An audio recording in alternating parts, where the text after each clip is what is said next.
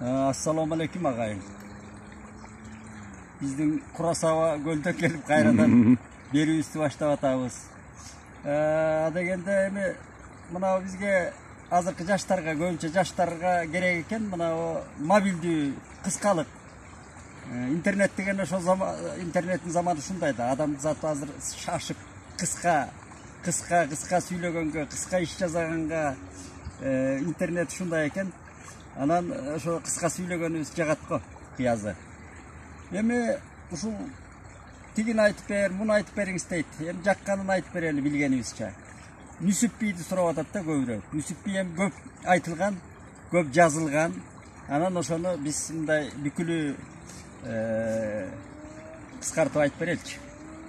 Ошонун алдында баягы саясий окуу деп азилчин аралаш бир мына болуп аткан окуялардан айталы. Мен эми көпчүлүктүн арасында мен дагы ошол сындап, ошону жээрип, эскинин бир жараксыз усулу катары көргөн, мына курултай жөнүндө маселе кайра козголду. Себеби президентибиз жакында жарлык чыгарбады ушул курултайды чакыруу жөнүндө, курултайды өткөрүү жөнүндө. Эми ошондо катуу талкуу жүрүп атат ушул интернетте. Эми мен башынан эле каршыман мен буга. Бул эми баягы мындай кыскартып айтканда дагы эле салыштырып айтканда бул жаргылчак менен ун тартууда кайрадан, же болбосо чийне менен бир ок аткылууда, чийне арабаны кайра сүйрөп келүү. Бул прогресс эмес өзү курултайдын. Бул көчмөндөөрдүн ошол кездердеги жийин топ деген чындап келгенде кыргыздар муну. Түштүгү дагы, түндүгү дагы аркалык алжанды кыргыздар жийин топ, жыйналыш деген кыргыздын сөзү да. Эми бизде көп жыл калмактар ээлеп турган заман болгон, ошондон калган сөздөр. Мына курултай, тиги бу деген азыркыча унутпаганда эркулдары бар биздин ошол. Калмактоорун унутпаганда эркулдар жүрбөйбү биздин арабызда. Эми ал өзүнчө дейли. Ал эми кандай кылып өткөргөндө дагы мына 1000ден ашык киши келет экен, эми ал катышып да көргөн мен. Эми мунун идея чыгарып аткан лидерлерин карап көрөлчү дейм. Лидерлери ким? Курултайды сүйрөп жүргөн. Ошол Чолпонбек Абыкеев деген дос. Кадыр Кошалиев деген дос. Эми эки досум мендей эле эл арасында жүргөн эле орто мыян кишилер мындай салыштырып айтканда. Лидер боло турган экөөнүн сапаты жок. Мендей эле кишилер жалпак эле кыргыздын. Алар өзүлөрүн кандай ойлойт билбейм. Маселен эми баягы башталышында ушул мындай орусча айтканда как будто президент менчиктеп алгандай сүйлөшөт экен. Садыр Жапаров деген баарыбыздын президентибиз. Ал жалпы кыргыз элинин, Кыргызстандын президенти. Анан бир кезде жакшылык кылдым эле, бир кезде бирдемесин жазып койдум эле. Бирдемеде эле баягы тамаша менен айтканда кулагына лапша иле бергенде уят болот. Ал өзүлөрүнүн чамасына жараша иш жасаш керек да. Алар курултай өткөрүп, важак болуп орусча айтканда, лидер боло турган мырзалар эмес өзү. Мына Кадыр калемдеш, таламдаш ушул биргесинде жакшы идеялары бар журналисттер өкөтөр. Журналисттик деңгээлде жүргөн жигиттер да. Мына барды го Кадыр Кошалиев кайра телевиденияда жакшынакай жанагы илгеркидей бирдемесин алып барып атат. Ошол орунна татыктуу. Жакшы алып барып атат. Кыргыз ааламыбы бирдеме деген жакшы берүүлөрдү алып бара баштабады. Ал эми Чолпонбек мына Садыр Жапаров убагында президентибиз белгилүү жазуучу деп айтты эле. Мен ошондо кичине мыйыгыман жылмайгам да. Чолпонбекти биз жазуучулардын арасында белгилүү жазуучу деп айтышпайт. Чынын айтайын, Чолпонбек достун өзү орто мыян эле калемгер. Чолпонбектин сөз эркиндигине тийгизген, баягы 90-жылдары сөз эркиндиги деген жаңыдан асаба ушу Чолпонбек жетектеген аалам деген кез. Мына Чолпонбек ошол сөз эркиндигине эмгек сиңирген баатыр.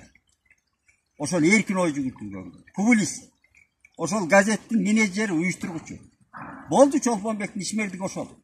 Анан албетте эми баягы адамдын өмүрүнө көп эле шанстар берилет. Мейли 80 жашында да берилген. Лев Толстойдун бир учкул жазганы бар. Никогда не поздно деген. Эми бир 80-де лачылыш жасап ийген кыргызды мен көрө элекмин да. Анан батышта ошондой жазуучулар болгон, 80 жашында Нобелди алган. Жазуучулугу менен алып турса жакшы болор эле. Бул эми жараксыз курултайды эле сүйрөшүп, өзүлөрү мына теледебатка чыкканын көрдүм мен Азаттыктан. ошол жигиттер мобреки деген кыргызды, мобреки тиги деген сөздөрдү кошуп сүйлөгөн кишилер бул тантык тилде сүйлөгөндү токтотуш керек да. Мобреки деген сөз жок өзү. Мен мындай тамашалаа иретинде айтып атайынчы, ошондон өдө көтөрүлбөй эле сүйлөп атышат. Жанагы берки келген жигиттерге такаат берип, бир аргумент менен жооп бере албайт да. Эми адам өзүнүн деңгээлин билиш керек. Анан президентти дагы уят кылып эле ошол бир немеге түрткүлөп, бул киши ак көңүл, албетте Садыр Жапаров эл менен сүйлөшкөн киши. Эл менен ал өзүнүн, мен дагы кайталайын, Садыр Жапаровдун акылмандыгы үчүн эмес, анын татаал тагдыры үчүн кыргыз эли өзү шорду кыргыз эли тагдырын байлаган деп мен какшап келатам го. Ошо Садыр аны унутпаш керек. Садыр мырза унутпайт аны, мен ишенем ошого. Бир кездеги абакта отурганды, катаал турмушун, катаал кыргыз эли да тажап бүткөн да. Мына азыр Нүсүп бийдин көк чокойун айтам, мен ошого салыштырып. Нүсүп бий көк чокойду эмне келдирген? Ордого. Айласы кеткен билдирген. Унутчак да, улуу алыкул айткандай, унутчак экен адамзат деген сабы бар да. Ушунчалык унутчак экенбиз, кечээ күнү унутуп турабыз да. Эми ошол болсун, эми курултай 1000 киши, анан эми 2000 киши, баягы алардын транспорт, эми өзүнүн чөнтөгү менен келет дейт, келет делбиреп. Канчасы уруш талаш менен анан шайланып келген элестетип болбойт да. Кыргызда шайлоо деген өзү балаа биздин кыргыз үчүн. Алар эми келип анан 1000 киши ушул жерде мейманканага жатып, анан 1000 киши абет бериш ага. Эми бир мартишкин турут, орусча айтканда. Мен андан бир прогресс көрбөйм, мен чынын айтайын. Эми ушу Чолпонбек дос, мен катуураак айтайынчы, ушул Манастын көрүн кастырам деп Бакиевдин убагында бир элдин назарынан чыгып калгандай. Эми коюш керек да мындай нерсени. Эми башка бир тыңыраак кишилерди дебатка чыгарбайбы, жашыраак, мына тың.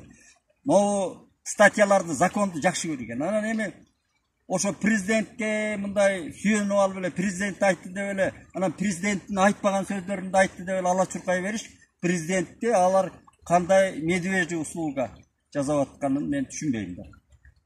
Президент баарыбыздын президентибиз. Мен да айтууга акым бар, менин президентим деп. Анан алар эле чөнтөгүнө салгансы эле, Манасты деле башкасын айтса деле менчиктеп алган кишилер бар ушундай. Андай эмес. Бул эми мейли өткөрсүн, бирок мен натыйжасын көрбөйм. Болбойт натыйжа. Ачык эле айтайын. Анан эми дагы бир кечээ бир 19 жашар блогер баланы камап атышат. Мен да ошого кичине капа болдум. Баягы эле ушундай ошол бала көз айнекчен бала экен, жанагы камап аткандагы айткан сөздөрү чыйрак. Анан ошондон бир ыраазы болгон, мен үмүт өткөнүм. Мен прогрессти жакшы көргөн кишимен. Мейли менин балам болобу, же жатындашым болобу, мен сын айтам. А прогресске жылыш керек адамзат, алдыны көздөйт. Мынабы тың балдар келатканына мен кубандым, ошондой жаш. Ал тетиги оппозиция деселе 30-40ка барганда бизде тиягын көрүп, биягын көрүп, кысматын көрүп, анан жышылып, жешилгенден анан оппозиция болчу. Азыр 19 жашар бала тал төндө сүйлөп атат. Ал блогер экен. Анан жанагы Абдил Сегизбаев дегендин качанкы бир сүйлөгөнүн записин чыгарыптыр, ошого пикирин айтып, даярдап. Анан жанагы эмне дейт деге, элди козголоңго уюштуруу деген статья коюп атат. Эми мындай камаалар бизди жакшылыкка алып барбайт. Бийлик муну байкаш керек да. Бул жолду биз басып өткөнбүз. Кыргызга эмне керек? Кыргызга эркин сөз керек. Тетиги Манас доорунан бери эркин сүйлөгөн элбиз да. Ушуну унутпаш керек да. Биз сөздү кадырлаган, сөзгө жыгылган, сөзгө турган, сөздү окко теңеген элбиз. Анан эми ал мен эми кандай ошол баары эле ошондой тагдырларды көргөн. Анан кесинде мен Атамбаевка жаздым эле. Атамбаев баягы камабады, мына Садыр мырзанын өзүн камады. Ошондо да жүрдүк. Ошондо эле мен кыйкырсам үнүм жетеби деп 31-чи, мына 31 жакындап келатат. Эгемендик күндүн алдында мен жазганым бар. Мына турат менин архивимде. Азия Ньюска жаздым беле, кайсы газетке чыккан. Ошондо Атамбаевка кайрылып атам. Ай, Алмаз Атамбаев деп. Мен урматтуу деп эле кайрылгам. Могу камактагыларды бошотуп ийбейсиз, бир айкөлдүк кылып. Мына Жээнбек сүйрөп келатасыз, мейли дейли, ал Жээнбекиңиз болсун. Мына камакта жаткан Садырбаш болгон ушуларды бошотуп ийбейсизби? Эми Мо Талгарбековка, Бекболот Талгарбековка, Дастан Сарыгуловка мамлекеттик төңкөрүш жасайт деген шек менен камашканда, анан мен күлкүм келет деп жазгам. Ушу Дастанбайке карыды. Анан ушул Талгарбеков 5 киши эчиби. Төңкөрүш жасаса ушуларды 5 киши эчпейт. Чөлө коюп койгулачы эми. Мына аяк эмне болду ошо камабынын аягы. Кыргыз деген өзү ата-бабаларыбыз айтып койгон мындай сөз, жумгактап, жанагыдай канондоштуруп, престеп туруп биздин кулакка таштап койгон. Өз бирөөгө көр кассаң, тайыскас өзүң түшүп калбагын. Ошол камаган Атамбаев эмне болду? Муну унутпаш керек адамзат. Азыркы мырзалар унутпаш керек да. Эми Бекон менен Гегелди окуштун кереги бар ушуларды түшүнүш үчүн. Ушул Көчөкө Арстанбек, Көчөкө Калыгул, Нурмолдо бабаларыбыз муну какшап ырдап деп кеткен. Ошон үчүн эми мындай элдин арасында бир ушундай болбогон немелер менен калыңдатып атып эле нааразычылык калыңдатып алышат да, ушундан этият болсо деп дагы эле айтып атабыз, эми өздөрү билсин. Бул бир. Экинчиден эми өзүбүздүн темага келсек, Нүсүп би жөнүндө. Нүсүп би жөнүндө айтканда, Нүсүп би кыргыздар койгон даража бул. Көчмөн кыргыздар койгон даража би. Би деген кыргыз, Инал деген кыргыз, Ажо деген кыргыз, Батыр деген кыргыз. Бул кыргыздын нака бийлик, батырдык даражага берген өзүнүн баасы да. Ал эми Нүсүп миңбашы, Нүсүп аталык. Бул Кокон хандыгы берген бийлик наамы. Нүсүп бул көптүн жанагы биздин жайнаган батырларыбыздын арасында эркечтей болуп бөлүнүп тура турган образ өзү. Нүсүп би хандыкты алмаштырган киши. Хандыкты алмаштырган. Тиги таласта жүргөн Шералыны алып келип такка отургузган киши да. Бул чоң маселе. Чоң эрдик, чоң тактика менен, азыркы тил менен айтканда, алып келип отургузган. Буга биринчи Нүсүп би муштумунан да келген, батырлык. Экинчиден Нүсүп бийдин акылы да жеткен ошого. Акылгөй болгон бул киши.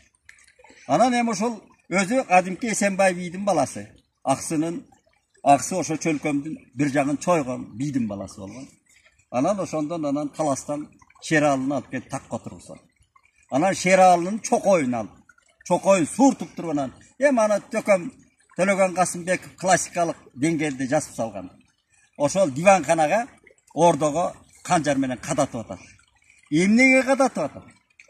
Нүсүп би дагы ушундай мынандай жыдымай, унутчаак, калпычы бийликтен тажаганда анан канжар менен сай унутпа деп атат. Унутчаак бийликти. Эсиңе алып жүр. Карагы, эй Шералы, эсиңе тетиги чокойду карап жүр деп. Унутпай өткөнүңдү деп. Сайган ошол. Анан өлөрдү айтып атпайбы? Эми ал канчалык деңгээлде көркөмдүгү да бар. Төлөгөн абабыз абдан мыкты чеберчилик менен көркөмдөгөн. Анан өлөрүндү айтып атпайбы? Желдетке. Диванканадагы чокой көзүңө урундубу батыр деп. Жок, урунган жокмун деп. Жок деп атат. Ошондон ана Шералында иши бүткөн экен деп атат. Ал тирүү Шералында иши бүткөн экен деп атат. Мына онда чоң философиялык ойлор жатат бу жерде. Эй кыргыз деп. Эгел адамзат, кыргыз эсиңе кел, бийликке келген киши унутпа чокоюңду деп атат. Өткөн учуруңду учурба, унутпа, аны майдалап кереги жок. Азыр Садыр Жапаровго деле ошону айтсак болот. Мурдак Атамбаевга деле ошону жазганбыз. Жээнбековна деле ошону жазганбыз. Акаевна деле унутуп келди да, баары унутуп коюшту. Ошолордун баары унуткандан өзүлөрү эмне болду? Өзүлөрү жок болду. Мындай айтканда.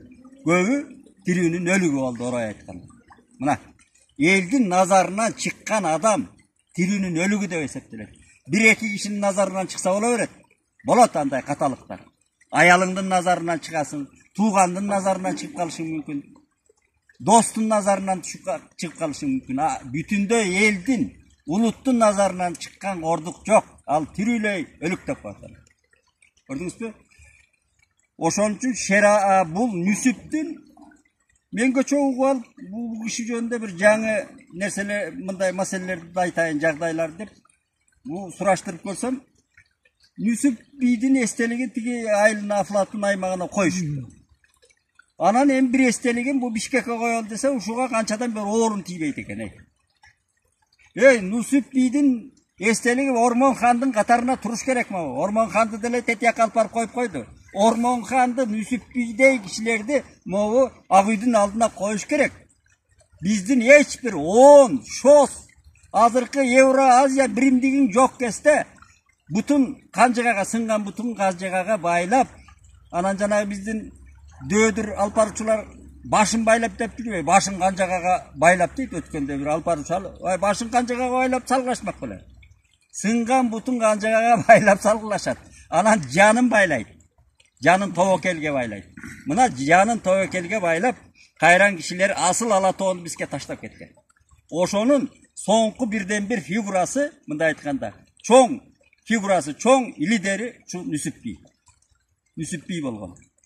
Нүсіп биди биз унутууга акыбыз жок, кыргыздар. Анын эстелигин уялсаңар азыр тез алып, намыстуу жигиттер болсо, намыстуу бийлик болсо алып келип борборго коюш керек. Мынабы Шабдан Батырдын, мынабы Байтык Батырдын, мынабы эле күйдү сактап калган кишилердин эстелигин алып келип борборго коюш керек. Анан бакыйтып, ошонун алдында кыскача эстелигин тарыхын жазып коюш керек. Анан шакыратып эле могу жерде Советтер Союзунда айдама болуп жүргөн партия лидерлеринин эстеликтерин шакыратып ушул жерге коёбу. Алар Москванын, Салжанек айткандай, Москванын тактекелери болгон көбү. Чыныгы эрдикти тигилер жасаганда. Өзүлөрүнүн жанын канжыгага байлап, ала тоону бизге таштап кеткен чыныгы баатырлар ошолор. Ошол бабаларыбыз. Манастан бери келет. Мына азыркы түшүнбөсө айтайынчы. Ногоев Манас Жакыбовичтен баштап ошонун баарын эстелигин мына борборго алып келип коюш керек дагы. Ошол жерге мындай мен Түркиядан көрдүм, тетиги Кахраманмараш деген шаарда француздарды кубалап чыккан экен ошол түрктөр. Ошолдо бир эстелик бар, музей бар экен, Живойдо орусча айтканда, арасына кирип эле атышкын келет. Ошондо эстелик койгон экен да. Жана француздарды кубалап чыккан түрктөргө эстелик койгондо. Арасына кирип эле кадимкидей эле атышып кеткин келген эстелик. Тирүү эстеликтер да. Мына ошондо эстеликти коюш керек борборго. Жалаң эле дөбөлдө 2 жыл 3 жыл иштеген эле премьер-министрлердин мына эркиндик паркына чыгап салышты булар. Даяр эле баягы эме айтканда ботко жеп жүргөн министрлерди. Чыныгы баатырлар, мына ошол чыныгы баатырлардын бири Нүсіп абабыз, бабабыз биздин. Ал саруудан чыккан, уруудан чыккан. Бирок жанагы Кокон хандыгынын аталык деңгээлине жеткен бирден бир кишиси ошол да. Мусулманкул аталык болгон, Нүсіп аталык болгон. Аталык деген ал ошол хандын үстүнөн караган киши. Хан аты бар, аталык чечкен бар көп маселени. Ошол даражага жеткен кишинин бири, бир саналуу кишилердин бири ушу Нүсіп би болгон. Эми интернетте турат, мына жаштарга каалашынча окусаңар болот. Бирок мен жумгактап айтканда, Нүсіп бидин образы ушундай. Биздин баатыр бабаларыбыз, акылман бабабыз ушу Нүсіп би болгон.